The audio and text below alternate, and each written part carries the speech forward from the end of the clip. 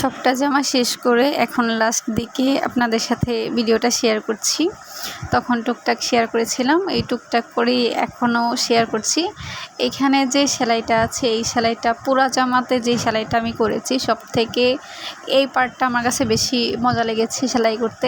এত সহজ, আর আমার এখানে কোনো প্যারাই নিতে হয় নাই। আমি যেইভাবে খুশি ওইভাবে সুইটা উঠিয়েছি, যেইভাবে খুশি ওইভাবে আমি স্টিচটা দিয়েছি। ছোট বড় হলেও যে একটা ভয় কাজ করে, ওই ভয়টা কাজ করছিল না, যে এখানে কোনো মার্ক দেওয়া নাই। এখানে জাস্ট ফুলগুলো, ফুল না ঠিক, ফুলের ছোট ছোট করি হয়তো বা এরকমই হচ্ছে, জানি না ঠিক, জাস্ট ড্রয়িং করেছি। আর এখানে যে স্টিচগুলো দেখেন, আমি যেখানে যেভাবে খুশি দিচ্ছি, জাস্ট কালারটা ম্যাচিং করে।